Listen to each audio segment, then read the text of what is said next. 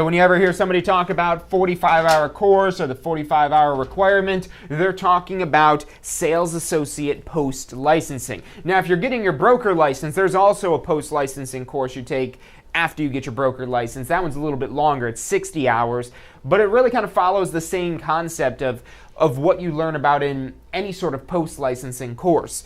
Now, your post-licensing is not pre-licensing.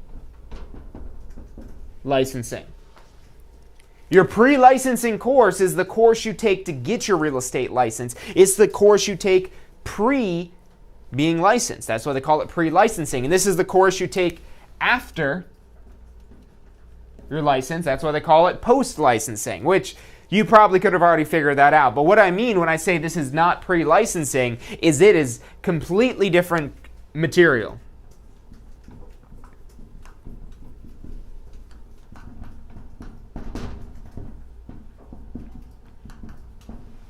Completely different material. Now, pre-licensing, what you're learning about in your pre-licensing course is a lot of laws, rules, regulations, and things the Florida Real Estate Commission wants to ensure that you know so you do not harm the public, that you know what the laws are so hopefully you don't break them, which is very important. It's important that you know the laws. That's the reason why they won't let you get a real estate license if you can't pass the exam, because you can't demonstrate knowledge and mastery of these laws and rules they're expecting you to learn in the pre-licensing course. That's literally what they're testing you on your pre-licensing state exam to get your real estate license is can you comprehend these laws and rules and apply them in these particular scenarios. And it's something like, I think like 70 or 80% of the exam is laws and rules for pre-licensing. And not only do you have an end of course exam that you have to pass, you also have a state exam you have to pass. The 45-hour course, the post-licensing for sales associates as well as brokers, have no state exam. Now, when you get your real estate license, the only time you'll ever have to take a state exam again is one of two reasons. Number one, you want to get your broker license. So if you eventually want to get your real estate broker license, you'll have to take a state exam for that, in addition to an end of course exam and a course and the licensing process and all that other stuff to get your broker license. But let's say you don't want to become a broker.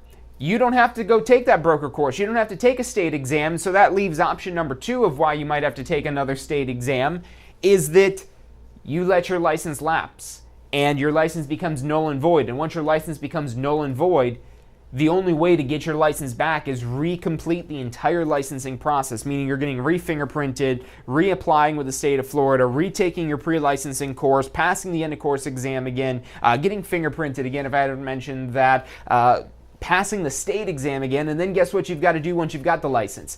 You still got to do post-licensing. It does not go away. It's not going to go away. If anything, in the future, they might make this course longer, not shorter, not eliminate it.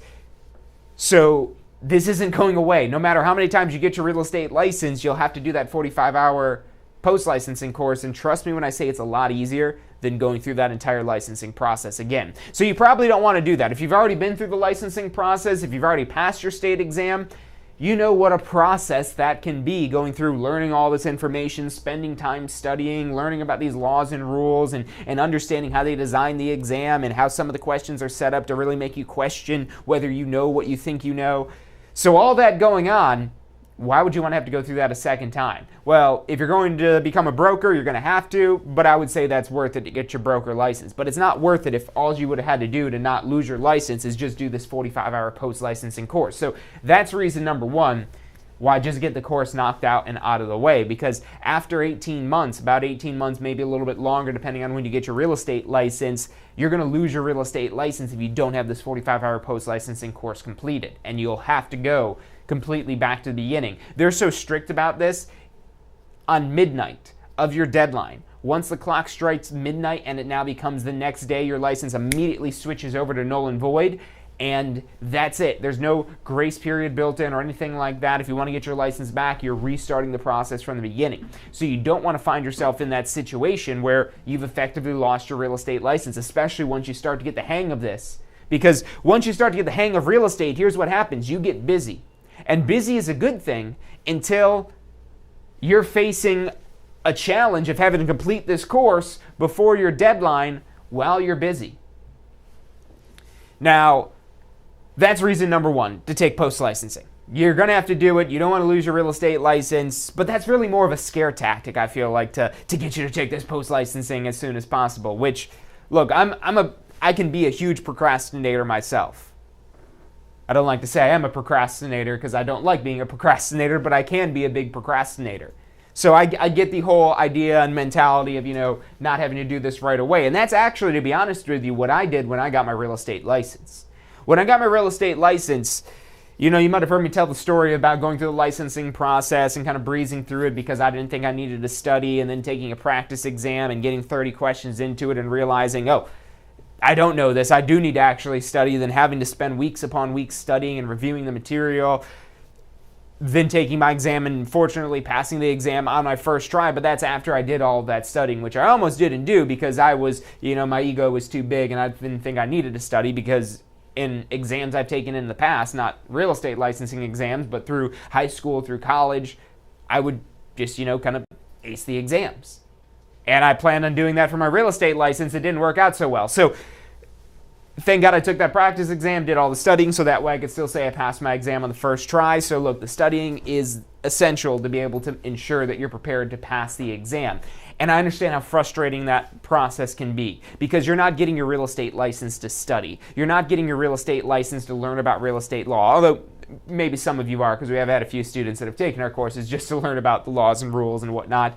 But you're probably getting your real estate license, if you're like the 99% of our other students, to create new opportunities for yourself. And then learning about all these laws and rules that you're learning in the pre-licensing course, it could be frustrating, and it leaves a bad taste in your mouth to where you don't want to go take another course, especially when it's a course that's being required by the state of Florida, just like your pre-licensing course was, and you already maybe weren't the biggest fan of the content there. Maybe you did enjoy the content, but even if you like learning about the laws and rules, you probably know that knowing laws and rules doesn't necessarily translate to how do I make money with my real estate license. Post-licensing, on the other hand, that's really what we're talking about. Post-licensing, remember, after license, meaning you've already proven that you can demonstrate your mastery of the laws and rules on the state exam, so much so that the Florida Real Estate Commission is allowing you to practice real estate if you're registered with a broker. They trust you enough to be able to practice real estate on your own at this point. But the problem is you might not know what to do. You know that a contract has to be in writing to purchase real estate and signed by both parties, and that the deed has to be voluntarily delivered and accepted by the grantee. But what does that mean when you're trying to show a house? Or before you even show a house, how do you find the client? That's where post-licensing comes in.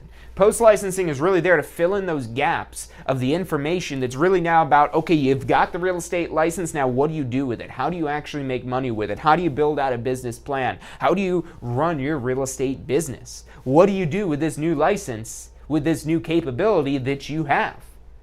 So with post-licensing, it focuses on those real-world topics. And what I want to share with you here is some of the information that we cover in our classroom and live stream post-licensing courses. Now, whether you're doing our classroom course or our live stream course, it's the exact same curriculum. We do have a slightly different curriculum available for an on-demand format as well, but if you're taking our live stream or classroom course, this is basically the exact syllabus that I'm sharing with you, some of the information that we cover in here. So one of the things that you're doing first and foremost in our post-licensing course, and I want to make this disclaimer too. So there's a lot of topics I'm going to talk about here. There's a lot of topics that we teach in our post-licensing course, but it's not going to be comprehensive about each and every one of these topics, because to cover each and every one of these topics at the comprehensiveness that could be possible, because some of these topics are very wide-reaching, this would take years to go through this course. So this course is a good overview of a lot of different topics, and what you're going to do is you're going to figure out what things you're already kind of strong at and what things you might be weak at, so it'll help you better assess yourself and understand where it is that you need to go deeper in different topics. But one of the first things that you're doing is business planning.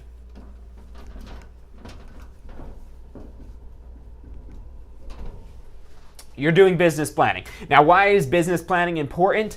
I like to say, if you don't have a plan, if you're not working your plan, you're going to end up being part of somebody else's plan. Now, Just listening to those words, being part of somebody else's plan, what does that make you feel like? That makes you feel like you're not in control, which that's a big reason why a lot of people get a real estate license, is they want to be more control of what they do to earn a living, to be more in control of when they work, of how they work, of the money it is they're able to earn. So when you don't have a plan, you're giving that control to somebody else. And what happens a lot of times is a lot of agents will go find a broker, and a broker will talk about how great their brokerage is and how great they can possibly make them. And they kind of just go along with the ride with that particular broker. And sometimes they can find success if they find a good broker who really genuinely is out there for them. But at the same time, when you're part of somebody else's plan as opposed to working your own plan, you're not necessarily at the top of that food chain, which when you're starting out, maybe that's not the worst thing.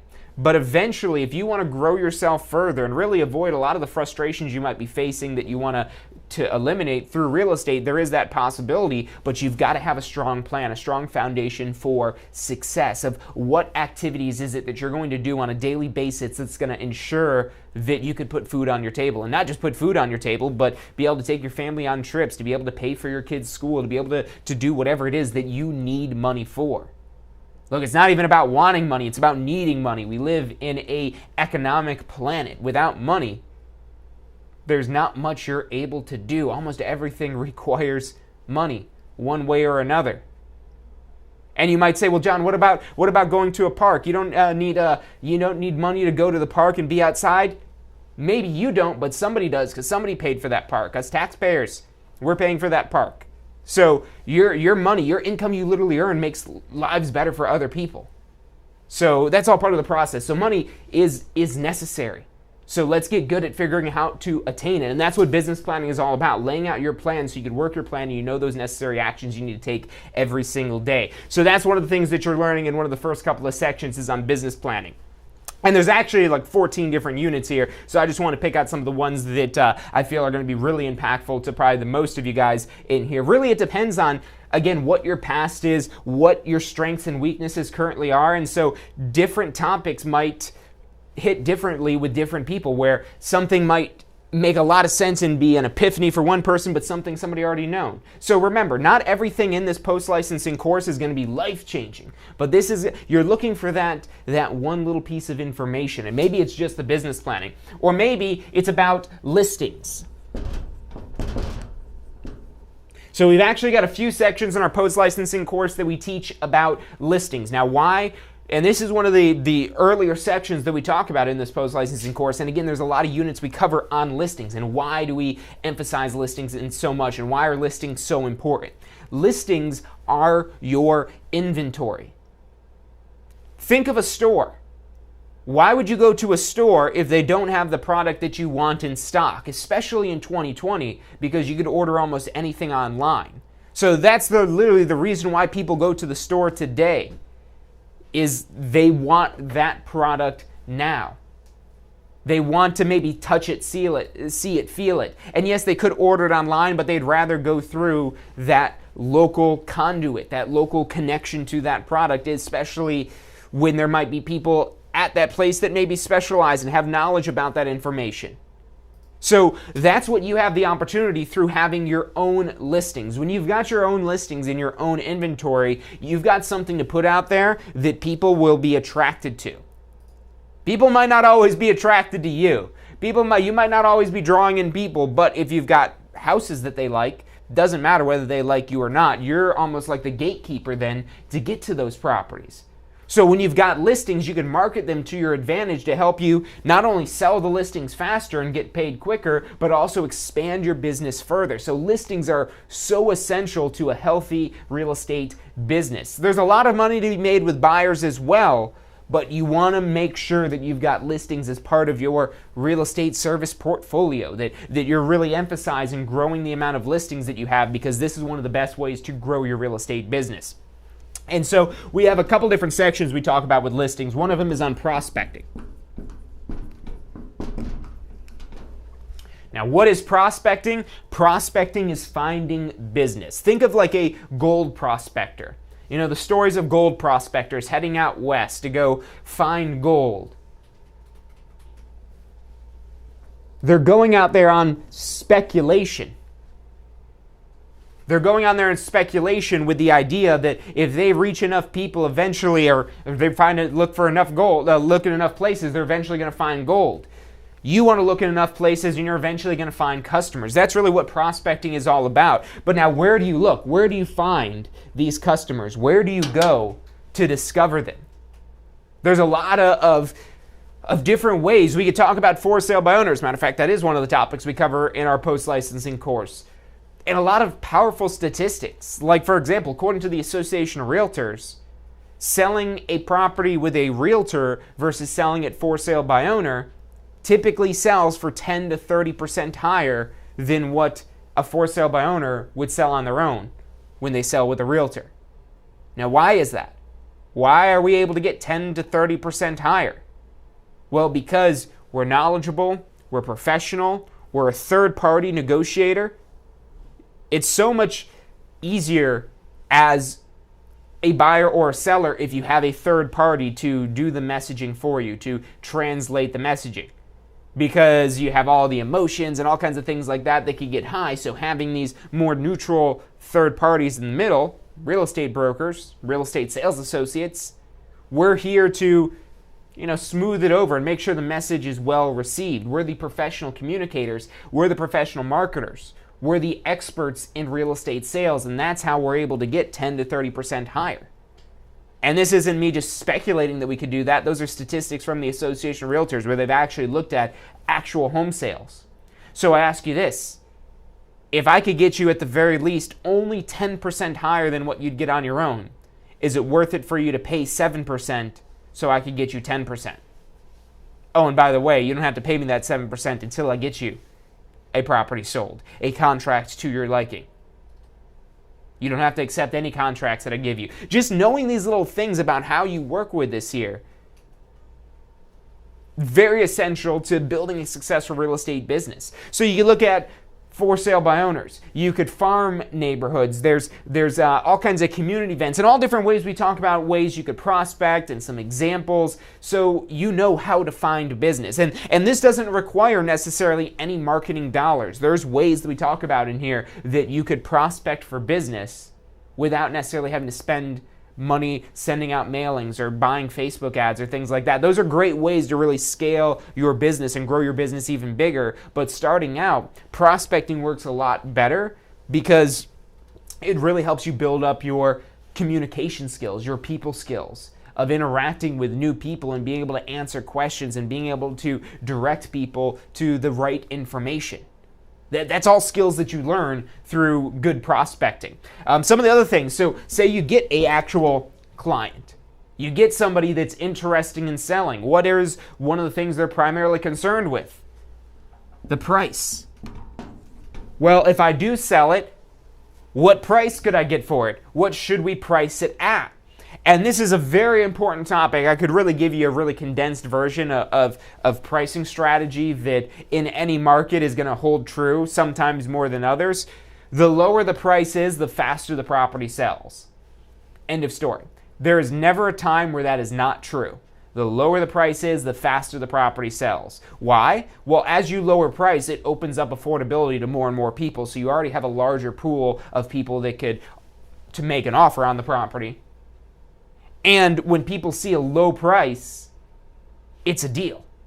Especially when they're watching all the other properties available, they see a low price and they say, oh wow, look, this is a low price, let's go ahead and submit an offer on it. So now what happens when there's multiple people submitting offers? Well, when you make an offer, think of the attachment you've got to that property when you're making an offer.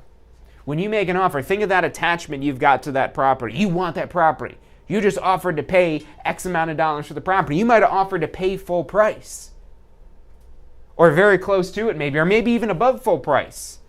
Why would you do that? Because you want the property. But here's the thing. Other people are wanting the property as well because other people are making offers on it. And then what happens is this is usually inciting a bidding war. And with as much of a seller's market it is throughout a lot of the, at least through the Tampa Bay area and through a lot of different parts of Florida and even other parts of the United States, you'll see a seller's market where there's low inventory But there's still a buyer demand that exceeds the inventory, which causes prices to rise, which create these bidding war scenarios. And it's important to understand what's going on in the market, so that way you could better understand how to price it. Because it's not just about pricing it at like $1 and then trying to get the pricing to go up from there. It's really about building out a price strategy that has theory and reasoning behind it. Something that you could explain to the sellers as to why you would recommend this particular price.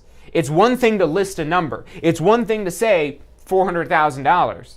It's another thing to say, well, $400,000 because of this, because of that, because of this comp, and so on and so forth. And so this is a little different also than just valuing property. You know, when you're your pre-licensing course, in the appraisal section, we talk about the 3 different methods of valuing property. So if you took a Florida Real Estate Commission required pre-licensing course, you already know the basics of appraisal.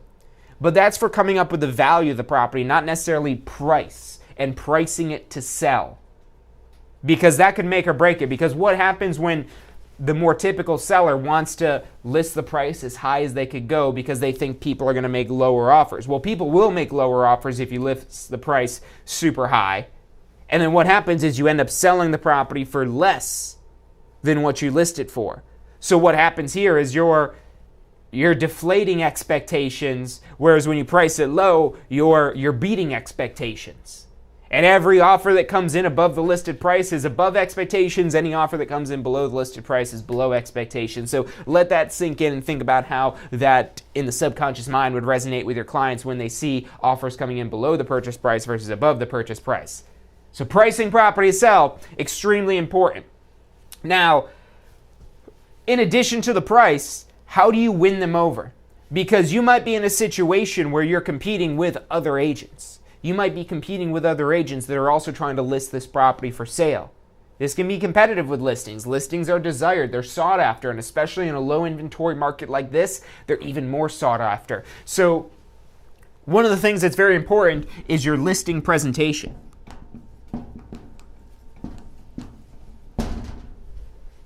And this is basically walking them through why you, your brokerage, your organization, your team, is best suited to help them sell their property in the least amount of time for the most amount of money. Because that's usually what they're looking for, or some version of that. So making that presentation, extremely important. There's certain things you want to include in your presentation, from testimonials to just a little bit about yourself, to understanding the pricing strategy, to understanding how you're going to market the property, to making sure your clients are on the same page with you. And also not talking yourself out of a sale. That's really important with making the presentation as well. And then finally, your listing contract.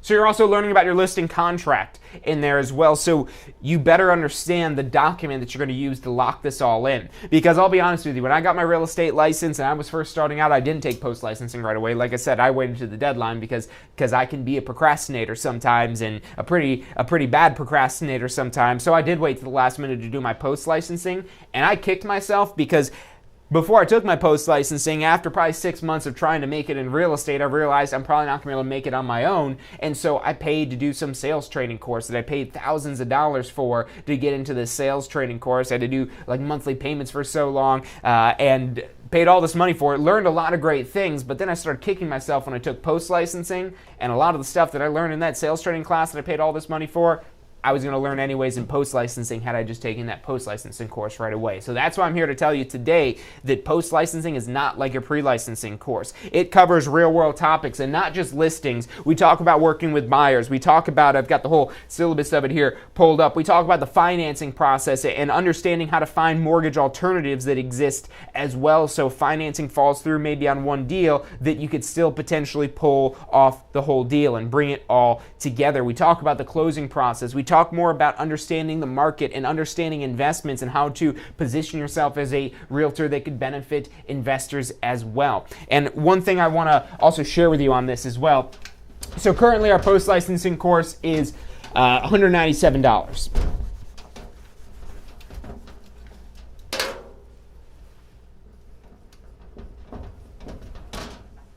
Now, this $197, what do you have to do to make your $197 back? How much information do you have to take away for it to be worth $197? Well, let's say on average you get a 3% commission. So if on average you get a 3% commission, that means you need to sell, we'll just call it $6,600. This is how much real estate you need to sell to make back your post-licensing investment. This is like a lot out in the middle of nowhere that's not even that big. Almost anything's going to cost way more than $6,000. You're talking about a $100,000 house. You sell a $100,000 house at a 3% commission. That's $3,000. If you sell one $100,000 house as a result of something that you learn in post-licensing, how much of a return on your investment are you getting from this $197 investment to get a $3,000 commission? Not everything needs to be earth-shattering here. You just got to find that little thing, that little tidbit of information that's going to help you just sell even one house. But here's the thing. The information you're going to learn in this post-licensing isn't going to help you just sell $6,000 worth of house. It isn't going to help you just sell a $100,000 house. It's going to help you sell millions of dollars worth of real estate, because real estate is expensive. An average home in Hillsborough County is like $300,000. Actually, a little bit more than that. It's on its way up. So to sell $1 million in real estate, that's probably only about 3 average-priced homes, which is absolutely possible, not just in your career, not just in your lifetime, not just even in this year. There's agents that do that on a daily basis, sometimes a weekly basis, even a monthly basis. Because even if this was a $100,000 house, that's $3,000. A $300,000 house is $9,000. Do that 3 times, that's $27,000. Notice how quickly we've gotten away from $197. So I promise you, there's going to be something that you learn in this post-licensing course. Like I said, it might not be a huge epiphany. Maybe it's just a little detail. Maybe it's a lot of different things, and you're going to really have to make sure that you take away all the little bits and pieces that you can, and you're just not completely overwhelmed with how much it is that you learn here, because this is a lot of information, and it's designed to be a jump start to get your real estate career going and hitting the ground and running so you can start bringing in income, because the sooner you could bring in income, the faster you could grow your real estate business. So we've got post-licensing courses coming up. We've got live stream as well as some classroom courses available. The classroom is very limited seating, so if you do want to take a classroom, because of everything going on right now, we have extremely limited seating, but I do think we still have some spaces available. So call us 813-333-2676, or if you'd prefer to take your post-licensing course from the comfort of your home, your office, or wherever you have an internet connection, we've got live stream and post-licensing courses as well as on-demand post-licensing courses that are self-paced and non-instructor-led, in addition to our instructor-led live stream. So call us up. We could walk you through the different options and help find the best fit for you and your schedule and your business needs. That phone number again is 813-333-2676. Again, 813-333-2676. It's all the time we've got for today. Thank you guys for tuning in. If you've liked today's episode, make sure you hit the thumbs up button so we know to give you guys more content like this. And if you don't want to miss any of our free videos that we offer every single day, make sure you hit that little bell icon so you get notifications whenever it is we have a new video or we go live. Thank you guys for tuning in, and I'll see you on Friday for State of Real Estate. Hey, so if you're thinking about starting a real estate career, it could feel a little overwhelming sometimes. Look, that's completely understandable. That's why we're here to help. If you haven't already, check out our Success Center, tampaschool.com/success, or if you don't even know where to begin, give us a call. We'd love to help you out. We've got advisors standing by to answer any questions you have and assist you in any way it is that we can. Our phone number is 813-928-0106. Again, that's 813-928-0106. Give us a call. We're the Tampa School of Real Estate. Do you want a career that allows you to be in control? With a career in real estate, you'll get to call the shots. Whether you're looking at starting part-time or want to become the next top agent, a career in real estate makes it possible. Find out what it takes at tampaschool.com. Do you want to incorporate studying for your real estate exams into your busy schedule? Now you can review the key topics you need to know to pass your class and state exams with our MP3 audio review. Simply pop in your headphones or connect to your car to reinforce crucial information while you exercise or drive. Listen to the first unit for free at mp3audioreview.com. That's mp3audioreview.com. Are you thinking about a career in real estate? Hey, I'm John Chrisma with the Tampa School of Real Estate, and we've helped thousands of people just like you obtain their real estate license. If you're thinking about a career in real estate, give us a call. The phone number is 813-928-0106. Our advisors are standing by to answer any questions you have and assist you in any way they can.